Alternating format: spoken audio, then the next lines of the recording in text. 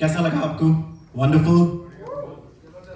सो हम चाहेंगे अब जो स्रोत है जहां से वो गंगा बह रही है ज्ञान की, उससे जो है हम चीजें सीखें, एनालाइज करें। We all have politics in our blood, कहीं ना कहीं है। एंड जो प्रिंसिपल्स वहां लगते हैं वो प्रिंसिपल बिजनेस में लग सकते हैं, जो प्रिंसिपल बिजनेस में लग सकते हैं वो प्रिंसिपल कहीं भी लग सकते हैं। So the main motto is service, सेवा। और वो जो सेवा भाव है वो आज हमारे बीच जो गेस्ट हैं श्री शाहनवाज चौधरी, वो आज हमारे को बहुत कुछ सिखाने वाले हैं।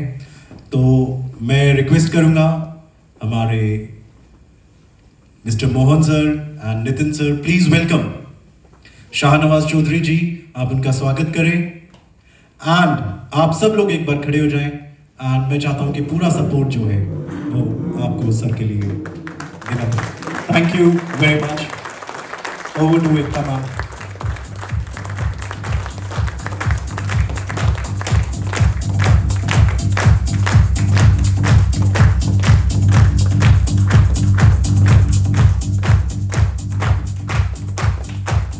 Thank you. आप सब बैठ जाइए, फोन्स साइलेंट ऑफ कर देंगे तो बहुत ज़्यादा बेटर होगा, बिकॉज कभी कभी कोई चीज़ रह ना जाए।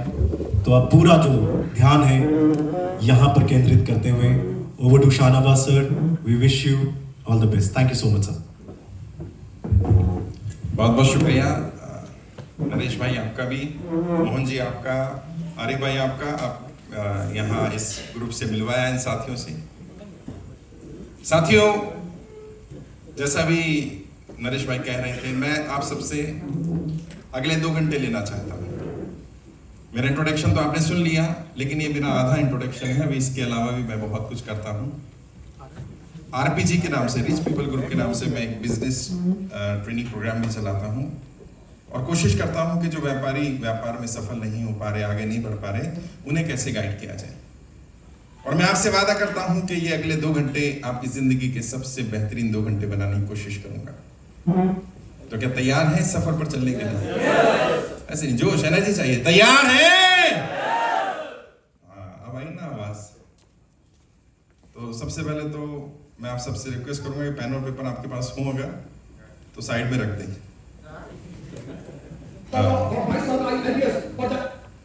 कारण है उसका, क्योंकि रजिस्टर, ये नोटपैड खो भी सकता है, चोरी भी हो सकता है, कोई लेकर भाग भी सकता है। यहां लिखिए। और यही मेरा टैलेंट है कि अगले 2 घंटे में जो चीजें दूंगा वो कोशिश करूंगा कि आपके कॉन्शियस माइंड से आपके सबकॉन्शियस माइंड में एंटर कर जाएं और वो आपके जीवन का हिस्सा बन जाए। और कोई ये कहता है कि कोई किसी को सिखा सकता है, कोई किसी को बदल सकता है, ये संभव नहीं है। और कम से कम इसे, इस ग्रुप को तो कोई नहीं सिखा सकता। और कोई मूर्ख ही होगा जो यहाँ आकर कहे कि मैं सिखाने जा रहा हूं। नहीं, मैं सिर्फ आपको अपना अनुभव साझा करना चाहता हूं। उस अनुभव में से कोई ऐसी चीज जो आपके काम आ जाए तो लेकर जाइएगा। हाँ, ये वादा कर सकता हूं कि अगले 2 घंटे आपकी जिंदगी के सबसे बेहतरीन 2 घंटे होंगे। अब तक जो जीवन आपने गुजारा उन सब में सबसे बेहतरीन, ये मेरा वादा है। जब आप यहां आए थे इस हॉल में सुबह, और जब 2 घंटे बाद हम ब्रेक के लिए जाएंगे, तो आप पे कुछ थोड़ा सा परिवर्तन महसूस होगा। और ये मेरे शब्द नहीं है, ये आपके शब्द होंगे 2 घंटे बाद। उससे पहले 2-3 अनाउंसमेंट। मोबाइल फोन बंद कर लीजिए। बंद मतलब बंद, क्योंकि जितनी इंपॉर्टेंट कॉल यहां से आने वाली है अगले 2 घंटे में कहीं से नहीं आने वाली। फिर भी कोई कहता है मेरा फोन बहुत इंपॉर्टेंट है, मैं स्विच ऑफ तो नहीं कर सकता, तो keep it on silent mode.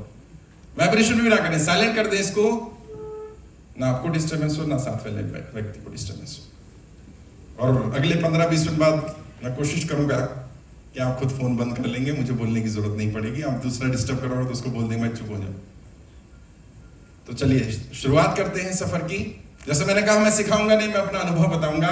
तो कुछ 2-4 बातें ऐसी जो शायद आपका भी अनुभव रहा हो, मेरा तो है ही। मैं अक्सर जब, जैसे मेरे इंट्रोडक्शन में कहा गया, मैं राजनेताओं को ट्रेनिंग देता हूं। नाम तो नहीं ले सकता, लेकिन देश के नामी गिरामी राजनेता, मैंने उनके लिए रणनीतियां बनाई हैं, अभी भी बना रहा हूं। परसों हयात होटल अहमदाबाद में मेरा कार्यक्रम था। गुजरात में इलेक्शन है, तो जो लोग चुनाव लड़ना चाहते हैं अलग अलग पार्टियों से, वो आए थे वहां मिलने के लिए। अभी फिर से मेरा 10 अक्टूबर को प्रोग्राम होने वाला है वहीं है आप में, और सभी पार्टी के नेता आते हैं रणनीति बनवाने के लिए। तो कुछ तो बात होगी, कुछ तो उनका ऐसा लगता होगा कि शायद ये व्यक्ति कुछ दे सकता है। और आप भी जानते हैं राजनेताओं से पैसा निकलना ये इतना आसान काम नहीं होता है। अगर कोई व्यक्ति राजनेताओं से पैसा निकलवा सकता है तो उसमें दिमाग भी होगा थोड़ा बहुत। यहाँ भी मुझे बताया गया कई लोग इन्वेस्टमेंट जो करवा रहे हैं तो दिमाग वाले लोग हैं, क्योंकि सच्चाई यही है। नहीं चल रहा तो छोड़ दो, यहाँ का ठीक है। आवाज बुलंद है सर की।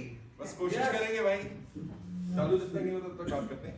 तो अभी वो अनुभव जो मैंने लिया पिछले 16-17 वर्षों में, उस अनुभव को साझा करने की आपके साथ कोशिश करता हूं और बताता हूं कि कैसे उस अनुभव का लाभ आप भी ले सकते हैं, बाकी साथी भी ले सकते हैं। और मैं कहूंगा मोहन सर और की पूरी टीम को भी कुछ चीजें अगर ऐसी मिले जो शायद उनकी ग्रोथ में काम आ सके तो मैं अपने आप को सौभाग्यशाली मानूंगा। सच्चाई यह है दोस्तों कि सफलता आसान नहीं है और सफलता की अपनी एक निश्चित कीमत होती है। वो कीमत एडवांस में देनी पड़ती है, पूरी की पूरी देनी पड़ती है, और यह भी हो सकता है कि आप वो पूरी कीमत चुकाने के बाद सफल ना हो पाए। एक सर्वे किया गया आप ही के लेवल के लोगों पर, पढ़े लिखे समझदार लोगों पर, उनसे पूछा गया आपके लिए, आपके हिसाब से सफल होने के लिए सबसे ज्यादा जरूरी चीज क्या है। ज्यादातर लोगों ने, मैक्सिमम लोगों ने कहा hard work is the key of success. और हम सब बचपन से सुनते आए हैं सफल होना चाहते हो तो मेहनत करो। आपने भी सुना होगा, मैंने भी सुना। मेरे दादाजी कहा करते थे बेटे सफल होना चाहते हो तो मेहनत करो, मेहनत करो, मेहनत करो। बड़ा हुआ तो मैं डैड ने कहना शुरू कर दिया, इंग्लिश में, थोड़े पढ़े लिखे थे, इंग्लिश में बोलने लगे if you really want to get success in life do hard work. लेकिन समझ नहीं आ रहा था ये हार्ड वर्क किस चिड़िया का नाम है, मुझे क्या करने को कहा जा रहा है, मुझे समझ नहीं आ रहा था। और अपने आसपास लोगों को देखकर, चीजों को देखकर बड़ी हैरानी होती थी, जो शायद आप में से भी किसी को होती होगी। क्या हैरानी? जो लोग जितनी ज्यादा मेहनत कर रहे हैं वो उतने कम कामयाब हैं, और जो जितने ज्यादा कामयाब हैं वो उतनी कम मेहनत कर रहे हैं। The people who are really successful, they don't do hard work, and the people who are really working very hard, they are not successful. For example, एक रिक्शा चलाने वाला जितनी मेहनत करता है मैं तो नहीं करता, शायद हमें से कोई करता भी नहीं और कर भी नहीं सकता है। एक मजदूर पत्थर तोड़ने वाला 12 घंटे 14 घंटे पत्थर तोड़ रहा है, उतनी फिजिकल लेबर मैं नहीं कर सकता, आप भी नहीं कर सकते शायद, लेकिन वो तो सफल नहीं है और उसकी सफलता की संभावना भी कम है। शायद सफल हो जाए, चांसेस नहीं है भाई। और हमें क्या कहा जा रहा है बचपन से? हार्ड वर्क करो, हार्ड वर्क करो, हार्ड वर्क करो, हार्ड वर्क करो। तो मुझे लगा पता करो ये hard work is the key of success आया कहां से, इसकी शुरुआत कहां से हुई। और साथियों आपके पैरों तले जमीन निकल जाएगी जब आपको इसका इतिहास पता चलेगा। ये सेंटेंस सबसे पहले कहां बोला गया? ये सेंटेंस सबसे पहले अमेरिका में इस्तेमाल किया गया 17वीं सेंचुरी। और किसने कहा? अमेरिका के मजदूर अपने बच्चों से कहा करते थे if you really want to get success in life do hard work. और हमने क्या कर दिया? अमेरिकन कहते हैं तो कुछ अच्छा ही कहते होंगे, हमने कॉपी किया और अपने बच्चों को कहना शुरू कर दिया हार्ड वर्क करो, हार्ड वर्क करो, हार्ड वर्क करो, हार्ड वर्क करो, बिना बिना जाने के इसका इतिहास क्या है, ये आया कहां से है। किसी ने नहीं समझाया कि हार्ड वर्क कैसे करना है, कहां करना है। एक रोड पर एक गाड़ी खड़ी है, 4 लोगों ने सीख लिया hard work is the key of success. गाड़ी खराब हो गई है, धक्का लगा रहे हैं, 2 आगे से पीछे को धक्का लगा रहे हैं और 2 पीछे से आगे को धक्का लगा रहे हैं। हार्ड वर्क तो पूरा कर रहे हैं, गाड़ी कहीं जा नहीं रही है। फिर कोई समझदार इंसान है, उसने कहा भाई क्या कर रहे हो? कहते हैं गाड़ी चल नहीं रही, खराब हो गई, धक्का लगा रहे हैं। कह रहे कैसे लगा रहे? कह रहे 2 आगे से पीछे को लगा रहे हैं, 2 पीछे से आगे को। कह रहे वाह बहुत बढ़िया, ये गाड़ी कहीं नहीं पहुंचेगी। बहुत लोग हैं, बुरा मत मानना, बहुत लोग हैं जो मेहनत कर रहे हैं और ईमानदारी से कर रहे हैं। मैं ये भी नहीं कह रहा कि उनकी मेहनत में कमी है, मेहनत रिजल्ट नहीं ला रही। और बचपन से हमें एक और गलत चीज सिखा दी, क्या? हार्ड वर्क कभी बेकार नहीं जाता, मेहनत कभी बेकार नहीं जाती। यदि आपने मेहनत की है तो एक ना एक दिन रंग लाएगी। अच्छा, इस उम्मीद पर इंसान और मेहनत करता रहता है, क्योंकि मैं मेहनत कर रहा हूं, मेरा दिल जानता है मैं ईमानदारी से कर रहा हूं, आज नहीं तो कल मेरी मेहनत रंग लाएगी। जब 5, 10, 15, 20 वर्ष खराब हो जाते हैं और जब मेहनत रंग नहीं लाती, तब इंसान सोचता है यार मुझसे क्या गलती हुई, मैंने ऐसा कौन सा गुनाह किया, मैं तो हार्ड वर्क करता रहा, मैंने तो ईमानदारी से मेहनत की, मेरी मेहनत रंग नहीं लाई। साथियों पता है सच्चाई क्या है? सच्चाई यह है कि कहावत ये थी ही नहीं कि हार्ड वर्क कभी बेकार नहीं जाता है। ये हार्ड वर्क की और सक्सेस है। कहावत क्या थी? सही डायरेक्शन में की गई मेहनत कभी बेकार नहीं जाती। Hard work in right direction page you, but if direction is not right, आप चाहे कितनी ही मेहनत करते रहना, सफलता नहीं मिलेगी। यहां हम सब समझदार लोग हैं, 100-150 लोग बैठे हुए हैं, हम तय करते हैं इस दीवार को हमें शिफ्ट करना है, ज्यादा नहीं 10 इंच, और सब लग जाते हैं इसको पुश करना शुरू कर देते, हो जाएगी? 2 घंटे 4 घंटे खराब हो जाएंगे। फिर कोई आएगा समझदार, सर क्या करो भाई? कहते दीवार को शिफ्ट करना है। कहते यार एक काम करो, किसी मिस्त्री को बुलाओ, उसको बोलो भाई इसको तोड़ के दूसरी दीवार बना देगा। Hard work in right direction. और बहुत सारे लोगों की डायरेक्शन खराब हो जाने की वजह से चीजें खराब हो रही हैं, उन्हें समझ में नहीं आ रहा। और अफसोस की बात यह है, कोई बताने वाला भी नहीं है, कोई सिखाने वाला भी नहीं। कौन बताए और किससे पूछा जाए? एक शर्म आती है, एक झिझक आती है। मैं एक बड़े व्यापारी से मिला, मेरे रेस्टोरेंट है सकरनी प्लास्टर, नाम सुना होगा जो लोग दिल्ली एनसीआर में देखते होंगे, अशोक गुप्ता जी, 200 करोड़ से ज्यादा की टर्नओवर है उनकी कंपनी में, रेस्टोरेंट है वो। उन्होंने कहा सर बिल्कुल सही कह रहे हो, मेरे पास समस्या थी लेकिन मैं जाऊं किसके पास, किससे पूछूं जा करके? कॉम्पिटिटर के पास तो जाऊंगा नहीं, वो तो बताएगा नहीं। अच्छा दूसरा कोई है ही नहीं जो सिखा दे, जो बताए। किसी को नहीं पड़ी कि तुम्हारी ग्रोथ हो जाए, तुम सफल हो जाओ, क्योंकि हर कोई अपनी जिंदगी की उलझनों में उलझा हुआ है। और यही रोल आता है एक गाइड का, एक मेंटर का, एक ट्रेनर का, एक ऐसे व्यक्ति का जो हमें बताए, जो हमें हमसे मिलवाए। सुबह भी नरेश सर और मोहन सर और बाकी टीम आई थी मुझसे मिलने रूम में, मैंने वहां भी यही बात की कि जीवन का उद्देश्य बुद्धत्व को प्राप्त करना। और बुद्धत्व क्या है? इनलाइटमेंट क्या है? इनलाइटमेंट का केवल एक ही अर्थ होता है, इस धरती पर मेरा जन्म क्यों हुआ है, मैं धरती पर क्यों आया, इस उद्देश्य को जान लेना। जिस दिन यह पता चल गया उस दिन देखना ग्रोथ क्या होती है। क्योंकि दोस्तों हर व्यक्ति हर काम नहीं कर सकता, लेकिन हर व्यक्ति कोई ना कोई काम सबसे अच्छी तरह कर सकता है। बस वो जानना कि मैं कौन सा काम सबसे बेहतर कर सकता हूं। आज से 16 साल पहले मुझे ये एनलाइटमेंट हुआ, मुझे ये बुद्धत्व प्राप्त हुआ, और मैं इस रास्ते पर आ गया। कई लोगों को पूरे जीवन में नहीं पता चल पाता। गौतम बुद्ध कहते हैं इंसान का जन्म 2 बार होता है। पहली बार जब वो दुनिया में आता है, और दूसरी बार जब उसे यह एहसास होता है कि वो दुनिया में क्यों आया। और कहते हैं 95% लोगों का एक ही जन्म होगा जब दुनिया में आए, दूसरा जन्म होगा ही नहीं, और 95% लोग सफल भी नहीं होंगे। और ये कोई इत्तेफाक नहीं है कि धरती पर 5% लोग ही सफल होते हैं, जबकि सच्चाई ये है हर कोई सफल होना चाहता है। सफल होता क्यों नहीं? क्योंकि सही गाइडेंस नहीं है। जहां सर्वे किया गया, लोगों को ये बातें बताई, लोगों को बातें तो ठीक है, लोगों को समझ में भी आया कि हाँ हार्डवर्क की ऑफ सक्सेस नहीं है, सही डायरेक्शन में की गई हार्डवर्क की ऑफ सक्सेस हो सकता है। उनसे पूछा गया अच्छा अगर हार्डवर्क गारंटी नहीं देता तो और क्या है जो गारंटी देगा सफलता की? मैं देने जा रहा हूं आज तुम्हें सफलता की गारंटी, वो गुरु मंत्र, वो की देने जा रहा हूं। जीवन में जो भी करोगे सफलता निश्चित होगी, उस चाबी को पकड़ लेना। बस लोगों से पूछा गया, लोगों को लगा बचपन से सुनते थे हार्डवर्क, वो तो सर ने मना कर दिया। हाँ सर शायद ज्यादा पढ़े लिखे हैं ना, सर सोचते होंगे education is the key of success. लोगों ने सेकंड ऑप्शन दिया, education is the key of success, पढ़ा लिखा होना चाहिए, बिना पढ़ाई लिखाई के सफलता नहीं मिल सकती, और सफलता पाने के लिए पढ़ा लिखा होना जरूरी है। हो सकता है आप में से कोई ऐसा मानता हूं, मैं तो बिल्कुल भी नहीं मानता, बिल्कुल भी नहीं मानता। और ये वर्तमान एजुकेशन सिस्टम, अगर आप इसका इतिहास जान लेंगे तो आप हैरान हो जाएंगे। ये एजुकेशन सिस्टम सफलता के लिए बनाया ही नहीं गया, ये फेल होने के लिए बनाया गया सिस्टम है। और मैं ऐसे नहीं बोल रहा फिलॉसफी आकर के बोल दिया, मैंने रिसर्च की है इस पर कि ये जो वर्तमान एजुकेशन सिस्टम भारत में चल रहा है, ये फेल करने का सिस्टम है, ये फेल करने के लिए बनाया। और किसने बनाया? हमने नहीं बनाया, अंग्रेजों ने बनाया। और मैं इसका थोड़ा इतिहास बताना चाहता हूं। टीबी मैकॉले ने बनाया 1885, अंग्रेजों ने बनाया। कैसे बनाया? अंग्रेज भारत को गुलाम बनाने आ रहे थे तो अंग्रेजों ने एक सर्वे करवाया कि पता करो यार क्या हम इंडियन को गुलाम बना भी सकते हैं कि नहीं बना सकते। सर्वे में रिपोर्ट आई क्या? हम इंडियन को कभी गुलाम नहीं बना सकते। सदन में बोल रहा है, मैं नहीं बोल रहा। अंग्रेज इंडिया में सर्वे करके जाने के बाद अंग्रेज की सदन में बोल रहा है हम भारत को कभी गुलाम नहीं बना सकते। उसे पूछा भाई क्यों नहीं बना सकते? 3 कारण है भाई। कह रहे कौन सा कारण है? सबसे पहला कारण है इंडियन मेंटली बहुत स्ट्रांग है, मानसिक रूप से बहुत मजबूत है इंडियन।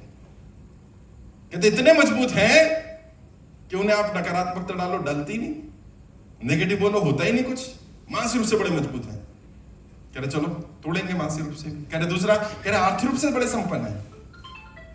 कह रहे कितने संपन्न है? कहते इतने संपन्न है, टीवी में बोले बोल रहा है सदन में, कहते मैंने भारत का पूरा लेंथ एंड ब्रेथ, इंग्लिश में बोल रहा है, I travel length and breadth of India and I did not find a single beggar in India. मैं पूरे भारत में घूमा, ईस्ट से वेस्ट घूमा, मुझे एक भी भिखारी नहीं मिला, मुझे एक भी गरीब नहीं मिला, मुझे एक भी ऐसा व्यक्ति नहीं मिला जो किसी दूसरे पर निर्भर हो। कैसे कैसे गुलाम बनाओगे इनको? और आपको पता है, हम सबको पता है, भारत को सोने की चिड़िया कहा जाता था।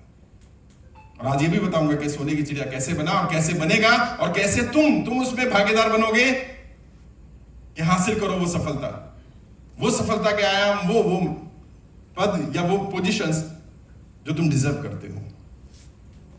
अंग्रेज कहते हैं अच्छा इतने अमीर है। कहते कितने अमीर है? कहते मैं पूरे इंडिया में घूमा, मुझे कोई भिखारी नहीं मिला, गरीब नहीं मिला, कोई ऐसा व्यक्ति नहीं मिला जो दूसरे पर निर्भर हो। कहते हम एक गांव में गए, एक बूढ़ी सी औरत एक झोपड़े में रह रही थी। हमें लगा ये तो गरीब होगी। हमने उससे पूछा, माता जी आपका गुजारा कैसे चलता है? कहते बेटा मैं तो बहुत गरीब हूं, खेती वेती करके हमारा गुजारा चल जाता है, मेरे 2 बेटे हैं, शहर जाकर कमा लाते हैं, उससे गुजारा चल जाता है। कह रहे तो आपने अपने लिए कुछ बचाया, कुछ पैसा वैसा इकट्ठा किया? कहते नहीं बाबूजी मैं तो गरीब हूं, मेरे पास पैसा कहां से होगा, मेरे पास तो 5 किलो सोना है।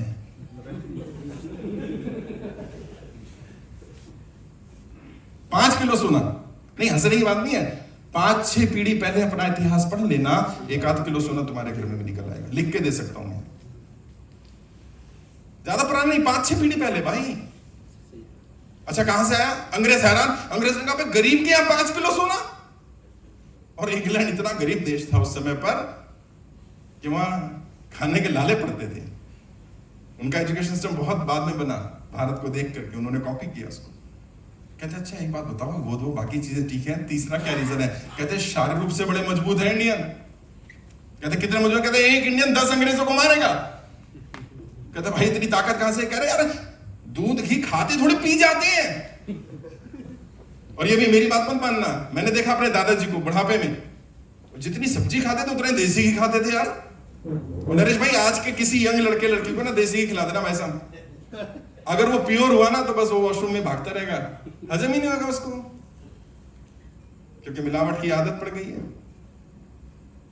आपके सबके हमके गांव में ऐसे ही होता था, जाते थे तो घी रोटी पर इतना रख दिया जाता था कि घी ही खा लिया जाए।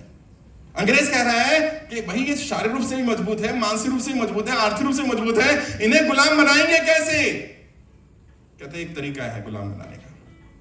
कहते क्या करो? कहते सीधा गुलाम बनाने मत जाओ, पहले जाओ और इंडियन को बोलना हम तुम्हें गुलाम बनाने नहीं आए, हम तो व्यापारी हैं, व्यापार करने आए। तुमसे कच्चा माल खरीदेंगे महंगा और तुम्हें बढ़िया चीजें बनाकर देंगे सस्ती। करा नहीं ऐसा कभी, सिर्फ बोला। और किसको बोला? वहां के इंडस्ट्रीज को बोला, व्यापारियों को बोला, बाकी लोगों को बोला, राजा महाराजाओं को बोला। राजा महाराजाओं ने लाइसेंस दे दिया उनको, चलो कर लो काम। अंग्रेज आ गए। अंग्रेज क्या करते थे? अंग्रेज को ट्रेन किया गया कि तुम इंडिया जा रहे हो, एक काम करना, जहां भी तुम्हें इंडियन मिले, इंडियन को बुरा भला कहना, इंडियन को गालियां देना। तुम इंडियन, तुम तो घटिया हो, तुम तो नाकारा हो, तुम तो धरती पर बोझ हो, तुम तो इतने घटिया हो, तुम्हें कोई गुलाम भी नहीं बनाएगा। किसी ने पूछ लिया जब ट्रेनिंग हो रही थी, क्या इंडियन ऐसे हैं? कहते नहीं ऐसे हैं नहीं। कहते तो ऐसा क्यों बोलना है? कहता है बोलने से ऐसे ही हो जाएंगे। हाँ दोस्तों, इंसान की सोच पर गालियों का, बुरी बातों का बहुत गहरा असर पड़ता है। और ये भी दुनिया को हमने ही बताया, हमारे साइंटिस्ट हुए डॉक्टर जगदीश चंद्र बोस, उन्होंने बताया। उन्होंने अपने घर में एक एक्सपेरिमेंट किया साहब, छोटा सा एक्सपेरिमेंट। अपने घर में गार्डन में 100 पौधे लगाए, 50 लेफ्ट साइड पे, 50 राइट साइड पर, सेम ब्रीड। सबको बराबर पानी दिया जाता था, बराबर खाद दिया जाता था, बराबर केयर होती थी, सब कुछ बराबर था। केवल एक अंतर था, केवल एक, क्या? उल्टी साइड वाले पौधों को रोज आधा घंटा गालियां दी जाती थी। तुम तो घटिया हो, तुम तो नाकारा हो, तुम तो धरती पर बोझ हो, तुम तो समाज पर कलंक हो, तुम पैदा ही क्यों हुए, तुम्हें मर जाना चाहिए, तुम्हें समाप्त हो जाना चाहिए। सीधे हाथ वाले पौधों की रोज आधा घंटा तारीफ की जाती थी। तुम तो बहुत अच्छे हो, अच्छा हुआ तुम दुनिया में आ गए, जल्दी से ग्रो कर जाओ, जल्दी से बड़े हो जाओ, समाज का नाम रोशन होगा, देश का नाम रोशन होगा। और ये कोई किस्सा कहानी नहीं है, इतिहास गवाह है। 3 महीने बाद क्या हुआ? उल्टी साइड वाले सारे पौधे मुरझा गए। जब सोचिए गालियों का पेड़ पौधों पर इतना गहरा असर होता है, तो इंसान की सोच पर कितना होता होगा जो दिमाग रखता है। जब हमें कहा जाए बार बार तुम बेकार हो, तुम घटिया हो, तुम ये हो, तुम वो हो, तुम कुछ नहीं कर सकते, तो इंसान मान लेगा। और यही हुआ। और घर में भी कर लेना एक्सपेरिमेंट। एक सप्ताह एक पौधे को पानी देना नकारात्मकता के साथ और एक पौधे को खाद पानी देना सकारात्मकता के साथ, और ग्रोथ देख लेना। ये एक्सपेरिमेंट प्रूव हो जाएगा। घर में कर लेना। कहीं ऐसा तो नहीं कि हम अपने घर में जो पौधे हैं बच्चों के रूप में, उनके साथ भी ऐसा ही कर रहे हैं? ये भी ध्यान रखने की जरूरत है। लोग कहते हैं नहीं, काबिल नहीं बनेगा। अरे नहीं, काबिलियत मैं नहीं कर रहा, ये किसने कहा? Napoleon Bonaparte. नेपोलियन कहते हैं कि काबिलियत बिना अपॉर्चुनिटी के कुछ भी नहीं है। काबिलियत बिना अपॉर्चुनिटी के कुछ भी नहीं है। मुझे अपॉर्चुनिटी मिली तो मेरी काबिलियत पता चली, और काबिलियत दिखाने के लिए अपॉर्चुनिटी का होना जरूरी है। बहुत सारे लोग मुझसे ज्यादा टैलेंटेड हैं, मौका नहीं मिला, उनकी काबिलियत किसको नहीं पता चली। और आप भी सोचिए, जो काम आपने किया जीवन में, जो कर रहे हैं, यदि मौका नहीं मिलता, कैसे पता चलता है कि आप अचीवर बनेंगे? कोई चेहरे पर तो नहीं लिखा था, मौका दिया किसी ने। कैसे जज कर ले जाए कि इसमें टैलेंट है कि नहीं है? मौका मिलेगा तो बताएगा। कुछ लोग टैलेंटेड होंगे, कुछ नहीं होंगे। और मौका कैसे मिलेगा? जीवन में यदि कभी भी टीम बनानी हो, सफल होना हो, तो ये नियम ले जाना। बिजनेस में, राजनीति में, परिवार में, हर जगह काम आएगा। यदि काबिलियत और वफादारी में से किसी एक को चुनना हो, तो वफादारी को चुन लेना। काबिलियत पेड़ ले आएंगे। वफादारी पहला पैरामीटर है। और मैं नहीं कह रहा, दुनिया के सफल लोगों ने कहा कि यदि कभी हमें वफादारी और काबिलियत में से एक को चुनना होता है, तो वफादारी को ही चुनते हैं। और कारण क्या है? जैसा मैंने कहा, टैलेंट बाद में पता चलेगा, पहले अपॉर्चुनिटी मिलेगी। और अपॉर्चुनिटी टैलेंट के आधार पर नहीं, वफादारी के आधार पर मिलती है। आप ऐसे व्यक्ति को अपने घर में नहीं एंट्री देंगे जिसका पता चोर है। भले काबिल हो, काबिलियत बात की चीज है, पहले वफादारी है, ईमानदारी है। अंग्रेजों ने बार बार ट्रेन किया। जहां भी इंडियन मिलते थे अंग्रेजों को, उन्हें गालियां देते, तुम तो घटिया हो, तुम तो नाकारा हो, तुम बेकार हो। अच्छा, अंग्रेजों ने कहा हमने मान लिया। और कितना मान लिया? जब अंग्रेज रोड पर आया करते थे तो इंडियन क्या कर रहे होते थे? इंडियन रास्ता छोड़कर खड़े हो जाते थे। कोई महान आदमी आ रहा, निकल जाने दो उसको। एक बार नहीं पूछा हमने अंग्रेजों से, तुम हमें गुलाम बनाने वाले होते कौन हो? क्यों आए तुम हमारे देश? हमने नहीं पूछा। और ये भी लेके जाना इतिहास की घटना है, कुछ लोगों के काम आएगी। मैं अक्सर लोगों से पूछता हूं कि अच्छा, ये तो पढ़ा तुमने कि अंग्रेजों ने हमें गुलाम बनाया, लेकिन ये बताओ कितने अंग्रेज आए थे भारत को गुलाम बनाने के लिए? थोड़ा हिंट दे देता हूं। उस समय जब अंग्रेज भारत को गुलाम बनाने आए, तो इंग्लैंड की आबादी 1 करोड़ थी और भारत की आबादी 13 करोड़ थी। अब सारे 1 करोड़ के 1 करोड़ तो नहीं आ गए होंगे, और 1 करोड़ भी आ जाए तो भी 13 करोड़ को गुलाम बना ले, तो भी हैरानी की बात है कि 1 करोड़ पर 13 करोड़ ने गुलाम बना लिया। मात्र 30,000 अंग्रेज आए भारत को गुलाम बनाने के लिए। मात्र 30,000। क्या किया? जहां भी इंडियन मिलते थे गालियां देते थे, बुरा कहते थे। इंडियन ने स्वीकार कर लिया कि ये माई बाप है हमारे, अंग्रेजों का सत्ता मिल गया, अंग्रेज लीड करेंगे। लेकिन हमारे भगत सिंह की सोच के जैसे लोग पैदा हुए, तात्या टोपे जैसे लोग पैदा हुए, झांसी की रानी लक्ष्मी जैसी सोच के लोग पैदा हुए। उन्होंने इंडियंस को समझाना शुरू किया, तुम इंडियन, तुम घटिया नहीं हो, तुम नाकारा नहीं हो, ये अंग्रेज तुमसे जलते हैं जब तुम्हें ऐसा कहते हैं तो। और याद करो तुम अपना इतिहास, तुम्हारा इतिहास महाराणा प्रताप का इतिहास है, तुम्हारा इतिहास शिवाजी का इतिहास है, तुम्हारा इतिहास चंद्र मौर्य का इतिहास है। याद तो करो तुम अपना इतिहास। और जब इंडियन को इतिहास याद कराया गया, जोश दिलाया गया, तो इंडियन में जोश आने लगा। वो इंडियन जो अंग्रेजों को देखकर रास्ता छोड़ दिया करते थे, आज रास्ता रोक लिया गया। 1857 की क्रांति हो गई, गदर हो गया देश में। अंग्रेज हैरान, जो इंडियन हम पर निगाह उठाकर नहीं देखते थे, आज हथियार उठा लिए इन्होंने। तो क्या करो? तो भाई अब ऐसे काम नहीं चलेगा, अब इन्हें सिस्टमेटिक गुलाम बनाओ। और तब काम दिया गया टीवी में खोले को कि देखो इनकी सफलता का राज क्या है। कहते मानसिक रूप से मजबूत है, समझ में आ गया। आर्थिक रूप से मजबूत है, समझ में आ गया। शारीरिक रूप से मजबूत है, समझ में आ गया। कहते तीनों काम करो, तीनों स्तर पर तोड़ डालो। मानसिक रूप से तोड़ो, गालियां देकर, बुरा कहकर। शारीरिक रूप से तोड़ो इनको, नशा कराकर। और भारत में पहली शराब की दुकान 1760 में कलकत्ता में खोली गई। उसके बाद कभी दुकान नहीं खुली शराब की, और वो चलती भी नहीं थी। 1857 के बाद फ्रेंचाइजी बांटनी शुरू करी, गदर के बाद फ्री में शराब पिलानी शुरू कर दी। पहले अंग्रेजी आते थे वहां पर, फिर इंडियन को पिलाई, और आज पता है आपको? हाँ, समझ गया। आपकी मुस्कुराहट कुछ कह रही है, कई बार शब्दों से ज्यादा हमारा चेहरा बोल देता है। भारत दुनिया का सबसे बड़ा लिकर कंज्यूमर है, और पीना पिलाना तो सम्मान की बात है कई जगह है। भाई साहब, आप सम्मान में कुछ भी दे दो उसको, कहते सामान कहाँ है, और कहावत बन गई, सामान नहीं तो सम्मान नहीं लेके मत जाने, काम की चीज नहीं है कि पता चला ये बोलना शुरू कर दो किसी घर जाके, सर जी आए थे वो कहते सामान नहीं तो सम्मान नहीं, तो अभी तो सामान लेके आओ पहले।